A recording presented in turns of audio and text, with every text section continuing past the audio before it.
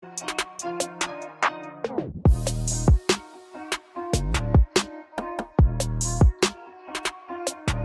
is up, basketball fans? Welcome to the NBA Outlet. I'm your host, Nick Fay. With me as always, Kory, Waldron, and first-time guest, Cam Wright. What's up, fellas? How we doing?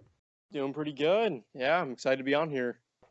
Cameron, welcome to the pod. Nick, always a pleasure. And we already got to talk your Brooklyn Nets, which is close to your heart. And today, this one's close to mine. We are talking Pacers. Two Pacer fans on here. I'm just going to try away. But before we get started, quick reminder, you can check out the previous previews on iTunes, Blog Talk Radio, OTGBasketball.com, Google Play, Dash Radio, and YouTube. But before we talk next season, let's look back at last year. Pacers 48-34, fifth in the East, swept in the first round by the Celtics. Obviously, the season didn't go as planned because of the Victor Oladipo injury. How would you summarize it all in one emoji? Yeah, the one that came to mind was just the meh emoji, just the straight face, because we've seen this before. I mean, see if it sounds familiar. Our most improved player next season injures himself, and we get an earlier exit in the playoffs than what we hoped. And I mean, happened to Oladipo, happened to Paul George, and so it's just kind of, as they said in Shawshank, what Morgan Freeman, same shit, different day. So yeah, just kind of same old. I went with a happier route. So I went with like the fist to like the power emoji, like way to hang in there, way to be tough. Obviously, this Pacers team, like you mentioned, Cameron, we lost our best player. We lost our most improved player. And this team easily could have fallen down in the conference. I know a lot of people were writing this team off the minute Oladipo got hurt. And this team was able to rally. This team was able to remain competitive. They were able to fight for almost home court advantage. They ended up getting the fifth seed. And they were just a tough team. Miles Turner took some strides. We'll talk about all that. But for me, it was the power, because this team, even through losing their best player and having the Tyreek Evans, which turned out to be quite the saga behind scenes, and made it a good year, all things considered. Yeah, I think considering what happened, the team able to, maintain that fifth seed and still be competitive was impressive. I was even a little surprised myself. I just went with the basic bandage emoji here. You got the guy with his head wrapped up, and you just think of last season, it all kind of revolves around that Victor Oladipo injury and what could have happened maybe if he was healthy, and maybe how far the Pacers could have went. But talking positive, what's the biggest positive takeaway from last season? Yeah, so it's something that I've seen time and time again with the Pacers organization as a whole. They have the ability to bring out the best in players you will not expect. I mean, no one expected Oladipo to become a star. Bogdanovich, even though he's in Utah now, he really kind of took the helm. Turner took big strides, which is awesome. A lot of these guys who were playing more role player type, roles, they really stepped up when a lot of people were writing them off. And when I see a lot of players this season are kind of our new acquires, it makes me really hopeful to see the ability for the Pacers. They're like your favorite coach. They just bring out the best in you, even when you may not even think you can be something special. Yeah, my biggest positive takeaway, I think Bogdanovich deserves some sort of mention in this category, even though he's not with the Pacers. Leading the Pacers in scoring, having a career year, shooting 49 and 42, and I think like 80 from the field. He was ridiculous. The guy became instant offense, really played with effort on the defensive end, so shout out to Bogdanovich.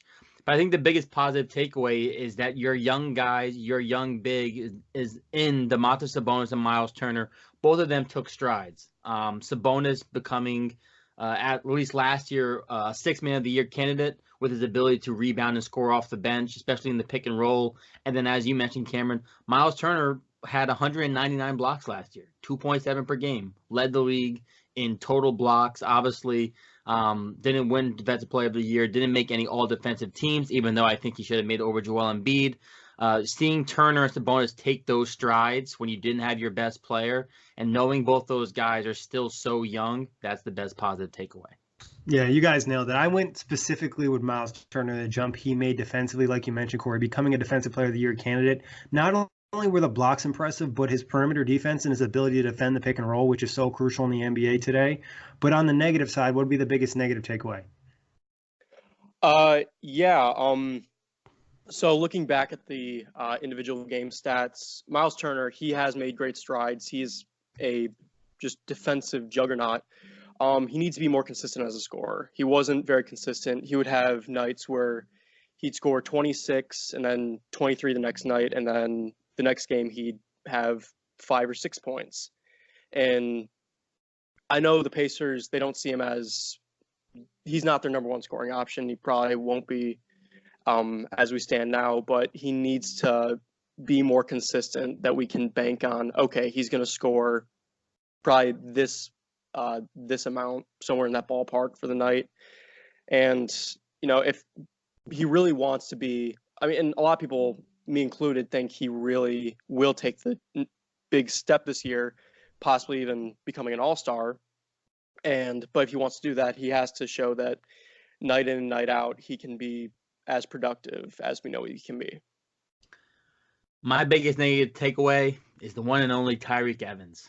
It was a great year, not. I remember when we signed Tyreke Evans, I was really happy. I was in a good place. I was really starting to come around to the idea of, wow, we got this guy who can play point guard, shooting guard, small forward coming off the bench. He had this great year in Memphis, and then we didn't get shit. We got like the great value version.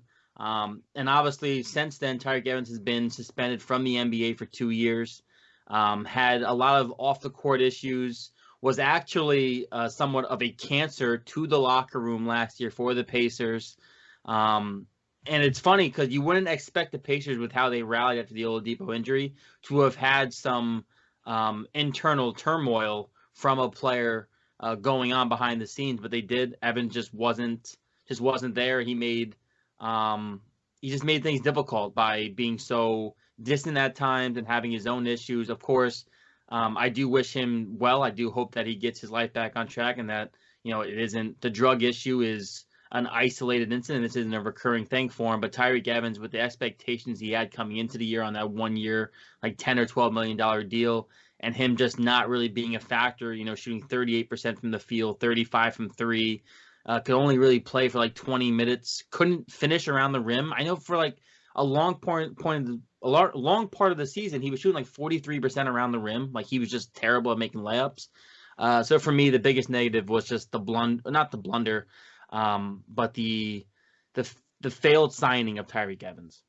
Yeah, that was a real struggle. And honestly, you almost kind of forget about it, especially going to the season. There was some hype. Maybe this could be a six-man of the year candidate. He could bring something to the team, relieve Oladipo a little bit with his playmaking. But it almost seemed like last year and the year before in Memphis was an outlier. And then you mentioned the issues. But I went with the easy one for negative takeaway, and that's just Oladipo going down. Like I mentioned earlier, what could have been. The East did have its good teams, but still the Pacers looked really good. And we mentioned Bogdanovich improving. If they had a full group together, who knows what they could have done in the playoffs. But moving into next season, OTG Power Rankings via our staff have the Pacers coming in at number 11.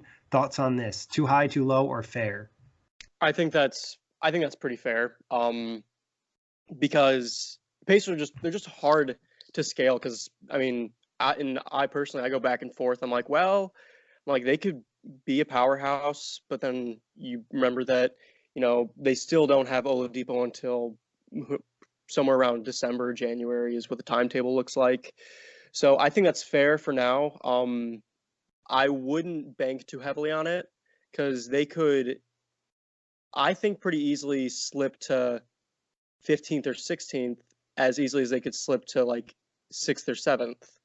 It's just, there's so many variables out right now, especially regarding the with Vic being out, and how this squad, with a lot of new faces, how they're able to kind of gel and rally up until that wintertime return.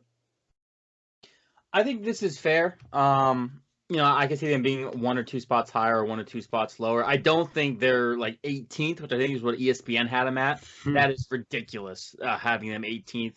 Even if the logic is, Victor Oladipo's not there until January. If that's the logic, I can kind of see it. But even still, 18 is just disrespectful, I think, especially with the talent they brought in. It is going to be a little bit of a learning curve trying to figure out how Brogdon, Warren, Lamb, those guys kind of fit in. But this is a top 15 team, I think, easily, and I think 11's fair.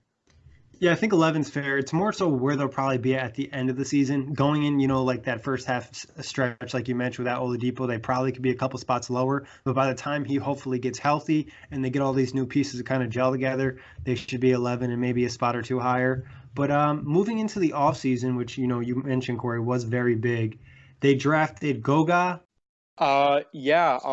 I like most people, I didn't know much about him, and I was disappointed at first because I was also really hoping possibly if Tyler Hero slipped down to the 18th pick, I would love to have picked him up.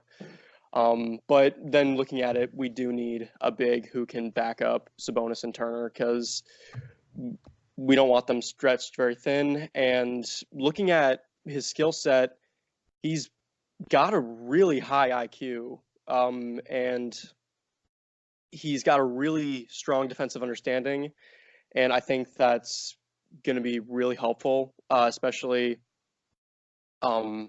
with defensive dominance in the paint. And yeah, we do have Turner, but if we can add to that someone who can come in and back he and Sabonis up, I think that's really special. I think he was a great pickup.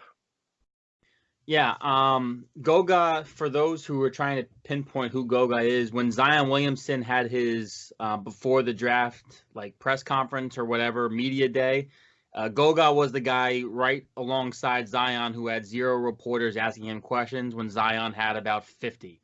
A guy who, like you mentioned, Cameron, not a lot of people knew going into the draft. I can say that I wasn't very well versed in who Goga was, but this is a big who is very similar to Miles Turner. He can rim protect. He can guard somewhere on the perimeter, not greatly by any means, but he's a rim protector, and he can shoot. He can shoot from the perimeter. He can shoot from deep. He's crafty around the rim. He's 19. He's extremely young still. And like you mentioned, Cameron, too, this is the kind of young piece you add behind Miles Turner and Sabonis as a safety net. Can play and they think he's NBA ready, too, which is a plus. I think he can contribute right away this year as that, third center on the roster, depending on, I think they're going to stagger the minutes for Miles Turner and Domantas Sabonis for the center position. But Goga is going to get a lot of run time. And then also Goga gives you the safety net in which if you have to decide between Sabonis and Turner this year or next year, Goga can maybe step up into a bigger role in the future is also what I think the thought process might be. And he was a guy that went up draft boards a little bit around the time of the draft. Going in, I don't think he was necessarily expected to be a mid-first round pick, and there was even talk about him going in the lottery. So it seems like the Pacers got some nice talent here. Now, moving on to free agency and trades, they brought in T.J. Warren, Malcolm Brogdon, Jeremy Lamb, T.J. McConnell, Justin Holiday, Dakar Sampson, Edmund Summers was converted from a two-way to a regular contract. Favorite move of the offseason? I have to say my favorite move of the offseason, T.J. Warren. I love Brogdon, and I love what he's been able to do in Milwaukee. But I was talking to, fellow writer here at OTG, Khalil Abdullah, who big Suns guy, and he told me around when that trade happened, he said, you are absolutely going to love Warren. And he's been playing great. The games the Pacers have been playing in India, Warren's been playing great, a lot of great offense, shooting really efficiently, which is what we expect of him. His defense has a bit of ways to go, but that the Pacers just gave up cash for him and essentially stole Warren from the Suns, which is great, especially in this time where we don't have Oladipo on the wing, and we would like to add some more spacing to the floor with Bogdanovich gone. And I think it's an incredibly smart and solid move. I want to say I love TJ Warren. I've been high on Warren for the last couple of years and the scoring potential he has, but he's just been kind of wasting away in Phoenix. This guy has shown in those two Indiana games you mentioned, Cameron, that he can really ball out. Two 30-point performances, can hit the three. Last year wasn't a fluke. This guy has a 3-point shot to his game. And I'm really excited for the offensive abilities that he's going to be able to contribute. Can play the small ball forward. The defense, I'm not so worried about. Bogdanovich was a terrible defender, or not a terrible defender, but was not a good defender when he came to the Pacers. But you put a guy in a system where everyone is trying, and just a good defensive scheme in general, then you get the best out of players. T.J. Warren's also playing for a winner. I think that elevates his game. So the Warren signing I love, but my favorite is got to be Malcolm Brogdon. Yeah. This is my guy, especially when the month or two leading up to free agency, it was all Ricky Rubio. And I was thinking in my head, like, no, we need floor spacing. We need defenders. We don't need a guy who can't shoot. And I remember being on the pod with Nick, Jay, and Jack, and when the Brogdon news came through, that video was timeless for me, like reacting live, because I was as happy as I've been in a long time. Right. Brogdon can defend. He's shown that he can be a point guard. I know there's a lot of concern. More so from Bucks fans and people telling me that he can't be a point guard and run an offense. From the 2 games I saw in India, it looks like he can run an offense. And granted, when Victor Oladipo comes back, it won't solely be on Brogdon. That ball handling duty will be split between Brogdon and Oladipo. So the fact that Brogdon can play defense, the fact that he's I think an underrated playmaker at this point in time to the general NBA, and the fact that we know, he had the 50, 40, 90 club, last year or the year before. A guy who can score, a guy who can shoot from the perimeter. I absolutely love Brogdon. The only concern I have with Brogdon is his health. Other than that, I think that is going to be the best signing hands down because of the defensive capabilities of him and Oladipo. Right. And I think it's a smart move to make because it's more so when Oladipo's back. Like, I think he's a playmaker, he's capable, but he's best as your secondary ball handler. And then having Oladipo there, he's just a great complementary piece because he can play on ball, off ball, and like you mentioned, he can defend. And it was, a good sign for the Pacers. Like, they don't necessarily sign a ton of big names, and Brogdon was one of the bigger names in the market, and to land him for a nice contract was really good, especially with the restricted free agency. Not a lot of people expect him to leave Milwaukee. But I also say I think an underrated signing that really hasn't been mentioned, which I think is a solid scorer, is Jeremy Lamb. A guy to have on the team that can go get you buckets. He's not anything amazing, but you know what you're getting with Jeremy Lamb. No, Jeremy Lamb's a great guy to throw in there. Obviously, he's gotten better every year in the league, too. And not relatively old, not young. Going into the prime of his career, he's going to be 27 this year. Averaged a career best 15 points per game last year. Shot 44, 34, and 88. You like those numbers. He was one of the bright spots in Charlotte alongside Kemba Walker. Had a couple big shots for them, especially last year down the stretch. The half-court game winner against Toronto sticks out. I know that's a little bit of a fluke game winner. But I'm excited about Jeremy Lamb, especially early on, because as you mentioned, or as we've been mentioning, with Oladipo not coming back till later 2019, early 2020, Jeremy Lamb will have a very big role on this team and in this starting lineup, most likely going forward. Right. And he can get buckets, and that's what you're going to need with Oladipo out. Correct. Yeah. Now, departures. We got Bogdanovich, Kory Joseph, Darren Collison, Thaddeus Young, Tyreek Evans, Wesley Matthews, Kyle O'Quinn. Out of these guys, who do you wish they were able to keep? You got only pick one. Yeah. At least, we did get Brogdon, but I still would have loved to have kept Collison because he left, and that shocked everyone. God bless him. He's finding, his own mental peace, and that's great. But he's a great true point guard, very efficient shooter. I think last 2 seasons he had one of the highest 3-point percentages, and it's with a lot of these young core members, something that can really help them kind of take the ease off on offense and is a competent ball handler and someone who really knows and can run the floor. And I'm not saying Brogdon can't do that, but Collison, that was what he was. And I think that losing him is just, it's tough. Yeah, Collison's a good choice. Definitely going to miss him. Obviously he spent the last couple of years with the Pacers, and like you mentioned, shot 46.8%, not last year, but the year before, which led the entire NBA in 3-point shooting. The guy I'm going to miss most, though, is Thaddeus Young. Yeah. He's just a bull. The guy was an animal for us. The guy was a hustler. The guy did all the little things that don't really stand out on the stat sheet. He had gotten better at the 3-point line. Wasn't a knockdown 3-point shooter by any means, but he had definitely gotten better in that department. Arguably, I think if that 3-point shot got to, and he shot 34% last year, that got to like 37%. I don't even think they let him walk. But Thaddeus Young was so good, a captain of our team last year. I'm going to miss Young, not only for what he did in the locker room, but just I think having that kind of presence on the court or just having a guy like that, whether he was going to be starting on a team like this or coming off the bench, a guy who plays with that much heart and does all the little things, I think those guys are crucial to teams. Right. If I can chime in real quick about Thaddeus, I mean, looking at the roster this year, we don't have really any older veterans of players who are in their mid 40s or so, unless I'm missing anyone. But Thaddeus he was just this presence of this mentor and still a solid output player, can really help these young kids develop. And I think having a veteran on this team, especially this year, kind of new squad, everyone's still fairly young. I think that would be huge.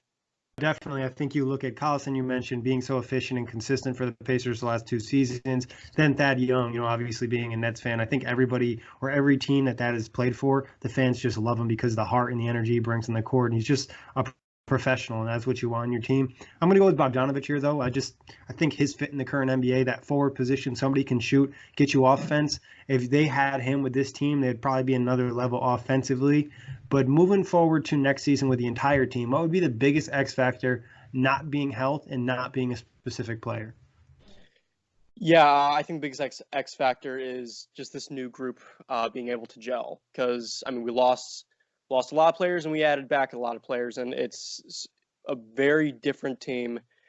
And the ability for them to gel, especially with not having an older veteran, which is huge for young teams for chemistry. I still think they can do it, but it's a necessity if they want to move forward and kind of get out of this Groundhog Day of 3rd, 4th, 5th spot in the East. Have we considered progression as as like a scapegoat answer for that? Can I not say progression? You cannot say. You could say whatever you like. Well, no, like, is progression a good answer? Like, is that allowed? Because technically, it touches like on players, or is that no? You can touch on it because overall, you're looking for the team to progress, not one specific guy. I just wanted to make sure because for me, the X factor is progression. Because as we mentioned, with Bogdanovic leaving, Collison leaving, Thaddeus Young leaving, even to the degree that Kyle Quinn's gone, Wesley Matthews are gone, Kory Joseph is gone. A lot of our veterans are gone. And now the progression of not only the young players on the court, but off the court. Miles Turner has mentioned that FIBA was a good way for him to learn how to be a leader. Victor Oladipo has already spoke about how he needs to be a better leader. So I think the progression of players, not only on the court, which obviously Sabonis, Turner, Oladipo, and the boatload of young guys, Holiday, Johnson, how these guys develop is crucial to what we see on the court, but also these guys off the court and who's going to become the next leader of the locker room, the guys who are going to continue to push what the culture that has been established when these guys were rookies forward for the Indiana Pacers. Yeah, that's a really good one. I think culture is a really underrated thing in the NBA, and the Pacers have a very good one. I went with just creating offense for others. Losing Collison, losing Joseph, and then Oladipo being out. I think early in the season, it's going to be on Brogdon. It's going to be who else can make life easier for your teammates, and then also who's going to be that bucket getter. 2 minutes left in the 4th quarter until Oladipo comes back. That will be a real concern early on. I'm not going to lie to you. I'd be lying if I said playmaking and getting the ball to the right guys in the right spots is going to be an issue. Because outside of Brogdon, like Aaron Holiday might be like the 2nd best playmaker on the team, and I'm not sure how I feel about that. And I feel like, at least from what I've seen from Aaron Holiday, I feel like his scoring is ahead of his playmaking, at least from so far in the NBA. I would agree. So, I mean, it's going to be... Does that mean we're going to see more TJ McConnell? Because I like what TJ McConnell brings, but at the same time, that's just no spacing when he's out on the floor. But I think McConnell will probably get a boost in minutes, at least till Oladipo comes back. Yeah. It'll be interesting. Now, who do we have starting on opening night? I know you mentioned Nate McMillan already announced the starting lineup, right? He did. The starting lineup for the Indiana Pacers will be Malcolm Brogdon, Jeremy Lamb, T.J. Warren, Domantas Sabonis, Miles Turner. That will be the Pacers starting 5 opening night. Now, I got another question for you. What will the Pacers starting lineup be post All-Star break? Go ahead, you can hit this. Oh yeah. So post All-Star break, we so that would be expecting Oladipo's back by then. So keep Brogdon at the point guard, Oladipo at shooting guard. Warren would still be at the 3, Sabonis at the 4, and Turner at the 5. So nothing really changes except for putting Oladipo in for Lamb. And like the starting lineup, we pretty much expected what this lineup is going to look like on opening night. So yeah, I think just adding back in Oladipo, because also, Indiana's got great athletic trainers, so he'll be back and be able to be in the starting lineup. Hopefully right as soon as December, January comes around. So yeah, that's what I think the lineup looks like post All-Star break. Yeah, I think that's also the same 5 I would go post All-Star break. A part of me wants to go like hot taking and be like, well, Sabonis and Turner won't be playing at the same point in time then. That was why I asked the question. But I don't want to think that, because if they're not playing together, that's not good. That means things are not going according to plan. But I'll play the hypothetical. Because I think ideally, actually, I'll give you this, Nick. This is what I think the best starting 5 is for the Pacers. I think the best starting 5 is Malcolm Brogdon, Victor Oladipo, Jeremy Lamb, TJ Warren, Miles Turner. I think that's the best starting 5 if you want to have rim protection with a lot of offensive scoring. I think that would be the best starting 5. And it could probably be likely their closing lineup. I think that's a real possibility. It'll be interesting to see what happens with that whole Sabonis and Turner thing. We haven't really talked about it a ton, but that's going to be kind of defining for the Pacers season, at least early on. If they can get those two to be really effective, like we've kind of talked about off air, there's not necessarily a ton of teams that play two bigs. Yeah, and a big thing to keep in mind is Sabonis right now, I believe he's a free agent end of this season. Restricted. Contract year. Right. So, also, if things aren't working out, who knows if maybe we start to hear his names around the trade deadline because they don't want to pay him. They don't want to lose him for nothing. Right. And yeah. I think, I'm sorry to interrupt, but I just want to go Sabonis real quick. At least from my see, I think I would foresee him sticking in Indiana. He's really thrived here, and he's kind of not talked about as much as I think he should be, because he's really been really competent and held his own, and he was pretty much an afterthought in that Paul George Oladipo trade a couple seasons back, and he's really grown to his own, and I think he gels really well, and yeah, having Turner and Sabonis on the court at the same time, it's worked really well. It's pretty unconventional now, with more positionless offense, or more positionless basketball. But yeah, that's I really like what I'm seeing from Sabonis, and I really hope the Pacers keep him around. Now, talking players, who's the guy to watch next season? I put down Miles Turner, because I touched on this earlier. A lot of people expect him to be an all-star this year, and he just needs to take that one last step, especially while Oladipo's gone.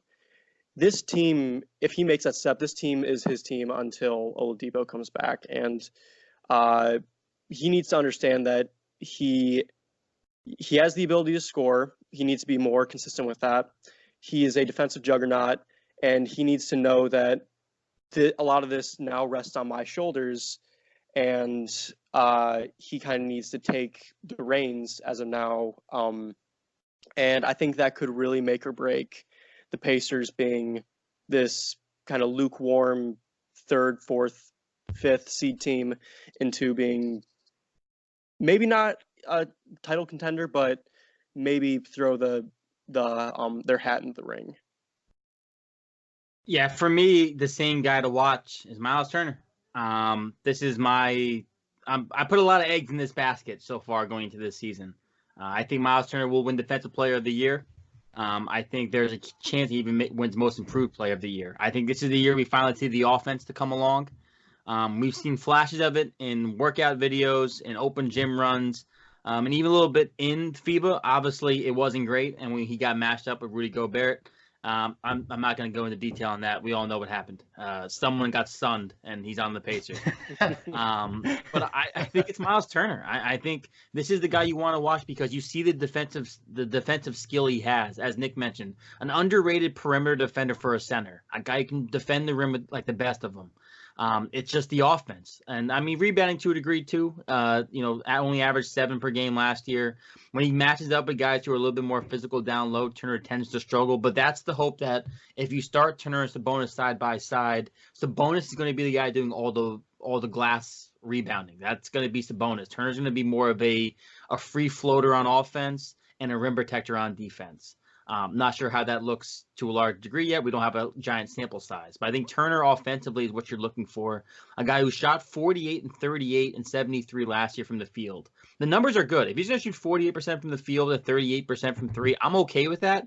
It just needs to be a volume. A guy only had 20% usage rate last year in the regular season. It dropped down to 15% in the playoffs, which was a big reason why I think they struggled in that matchup against the Celtics, is they stopped using Turner as much offensively. Granted, he had Al Horford on him. That's a different animal to try and go up against, especially in the playoffs.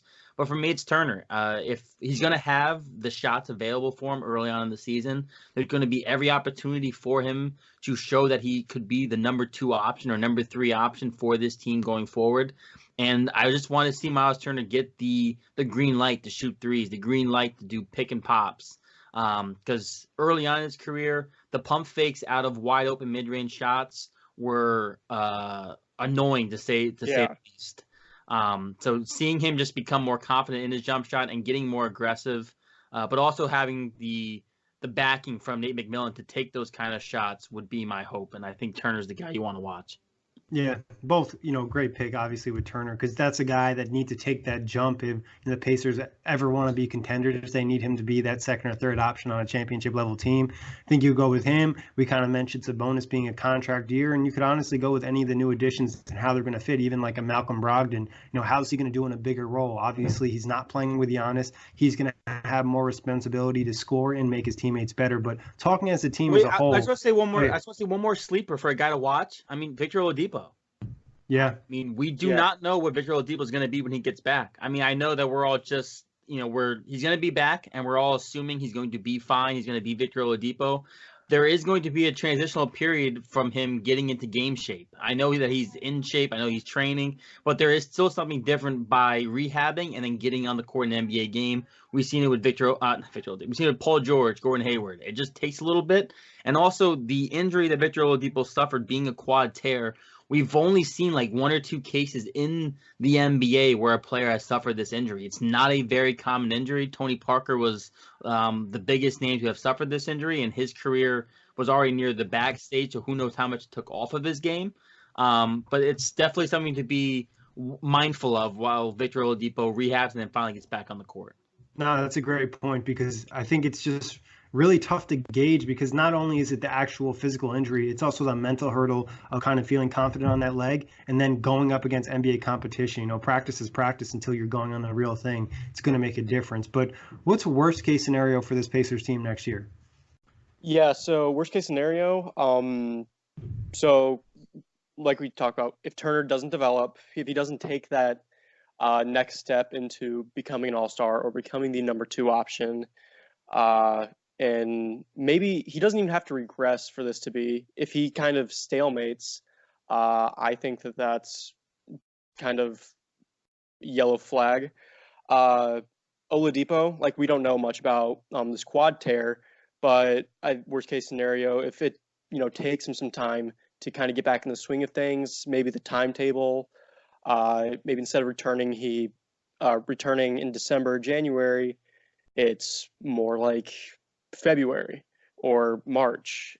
And in this new squad, if they just aren't able to gel, I would see, if all those things kind of happen, I think the Pacers, they'd be hovering somewhere around like 30, 35 wins, because it'd just be a real uphill battle against the elements. I think the Pacers also have a really tough second half schedule, if I recall. So I think worst case scenario would be Turner Sabonis doesn't work. Victor Oladipo isn't as healthy as we're hoping he's going to be, and chemistry takes a little bit longer than usual to gel. And this team, I don't think they missed the playoffs in the East, but they finished as like a 7 or an 8 seed. Yeah, I think worst case scenario is pretty much what you guys mentioned, and they're right on the cusp of missing the playoffs, but I think they probably still get in, because of what we saw last year gives you enough confidence, even if they did deal with issues or Oladipo's not back, and it is the Eastern Conference. But what's best case scenario? Yeah, so best case scenario, and I mean, call it cliche because it's Indiana, but essentially Hoosiers. If you remember in the movie Hoosiers, Gene Hackman goes into the barbershop with all the men in the town to talk about the team, and one of the guys says, we went 15-10 last year, and we got our so we don't like change. We went 15-10 last year. We got our whole squad back except for one, and it kind of can apply with the Oladipo thing, but if it did follow like a Hoosiers kind of timeline, this team would kind of, with a new identity, move forward. Oladipo would come back and just thrive. Turner really grows as a player and goes from a solid starting big with a unique skill set to an all-star, and this new squad just really, meshes well, and there's no drama, and they're just able to flow seamlessly. I really think the squad could do a lot of damage, and I think that would put them probably around 55 wins if if they hit the mark with all these factors. Oh shit, that's the best case if I've ever heard one. I'm excited by that best case. I think best case scenario though is 3 seed. Actually, no, I'll say 2 seed. Something goes weird, but then between the Bucks and the Sixers, somehow the Pacers get a 2 seed. They're 10 games over 500 when they get Oladipo back. Oladipo hits the court. This team flies. Turner, Sabonis are thriving. We're zagging, and the league's zigging, and we don't give a damn, and it's all working out. And they end up somehow getting into the Eastern Conference Finals. I think that's best case scenario. Yeah, that's what I got to. I think 3rd seed and best case scenario was squeeze into the Eastern Conference Finals and get knocked out there. But what's your actual prediction for the season, and where do they finish in the division? Yes, my actual prediction, somewhere in the middle. I had them hovering around 45 wins, and second in the Central Division, just behind the Bucks, because Central Division, not super strong. I mean, they have the Bucks and the Pacers, and Pistons have a lot of question marks around them. But but back to a couple months ago, my hot take was Pacers make the Eastern Conference Finals.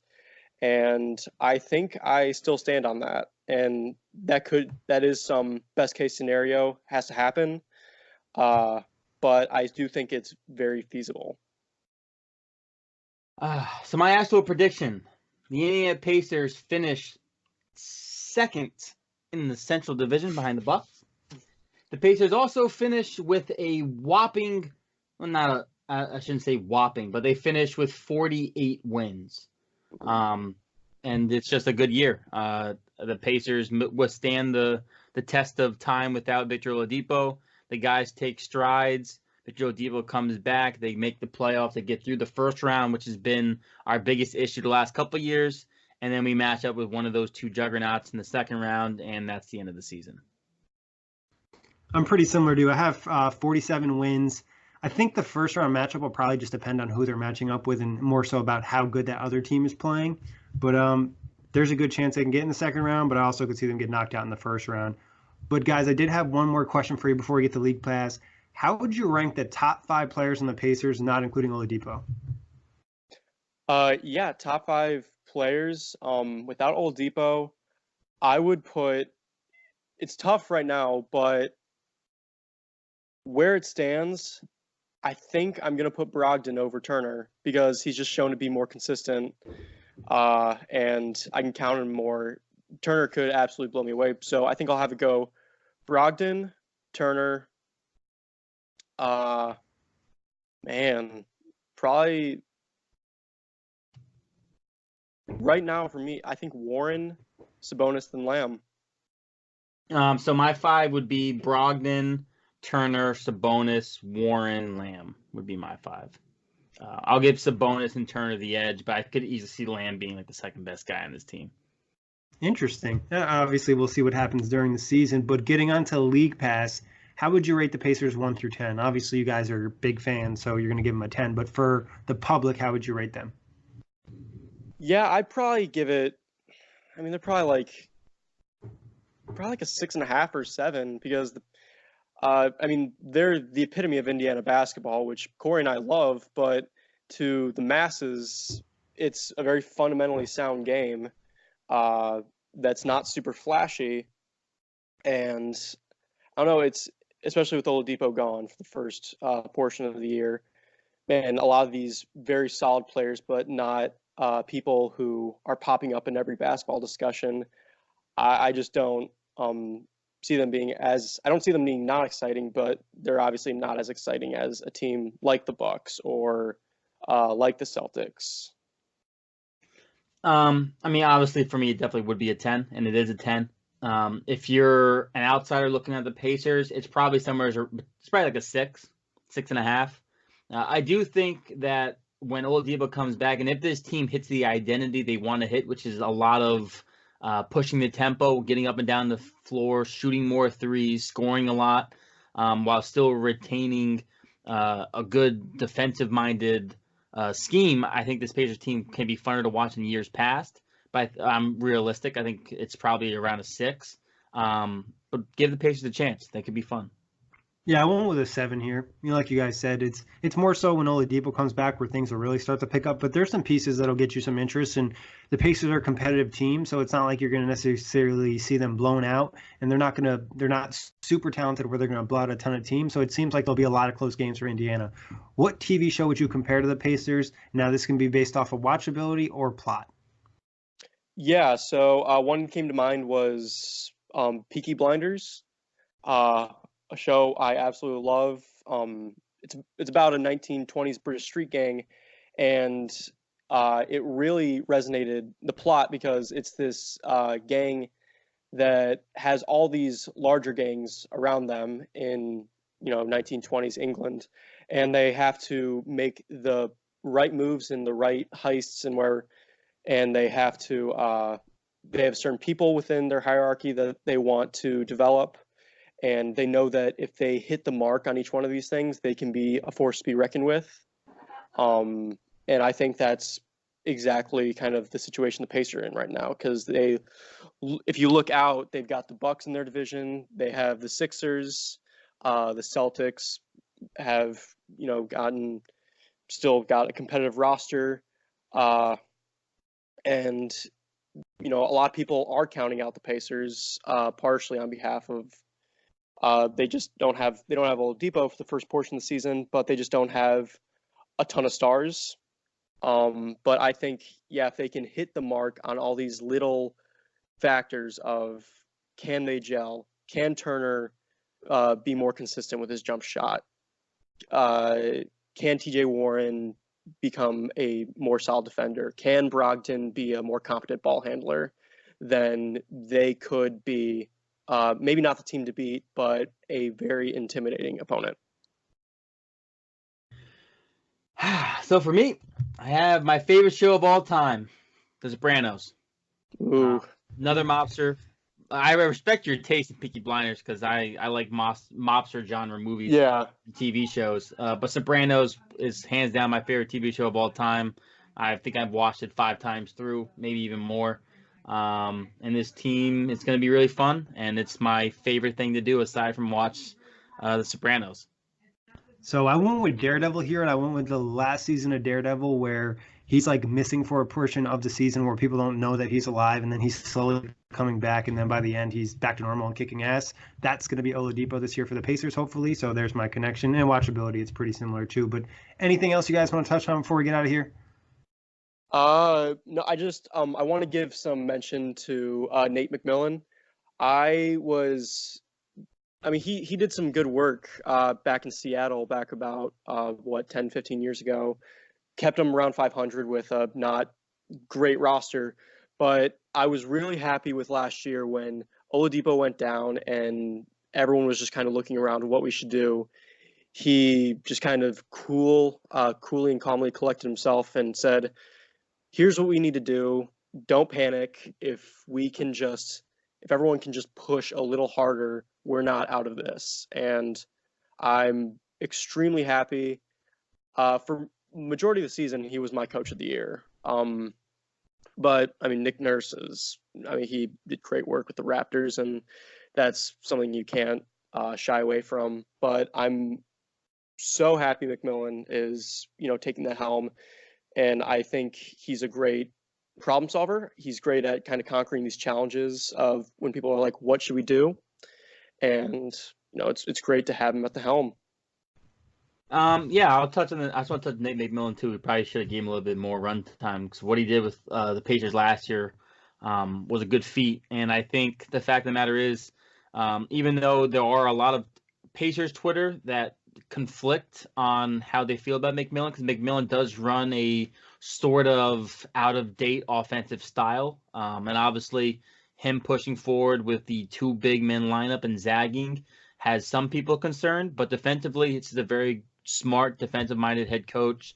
The offensive scheme needs to integrate more three-point shooting, but we have more three-point shooters, which should help that. And then the simple fact of the matter is, the players love him. The team genuinely loves playing for him. Paul George has spoke very highly of Nate McMillan even since leaving the Pacers. So McMillan's been a crucial part of all of this, and he's already lasted longer than Larry Bird's quote-unquote expiration date for head coaches, which is 3 years. McMillan's going to be entering, I think, year 4 or year 5. So, yeah, obviously, McMillan did a great job last year with the Pacers. Be interesting what he does with all these new pieces. But, guys, it's been a pleasure talking to Cam. Kory, give yourself a shout-out. All right, yeah, Cameron Wright. On Twitter, my handle is CameronLeft_.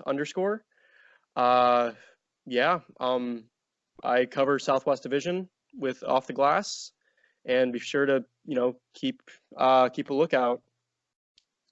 You can follow me on Twitter and Instagram at KWalHoops, KWAL Hoops, and you can also check out the Full Access Hoops podcast, another OTG basketball podcast in which I host. And you can follow Off the Glass on Twitter at OTG Basketball. Head to the website, otgbasketball.com. Like Kory mentioned, we got a ton of podcasts, ton of great content, team previews left and right, and other different series. And as always, you can check out the previous episodes of the NBA Outlet on iTunes, Blog Talk Radio, Dash Radio, YouTube, and obviously otgbasketball.com. Peace out, knuckleheads.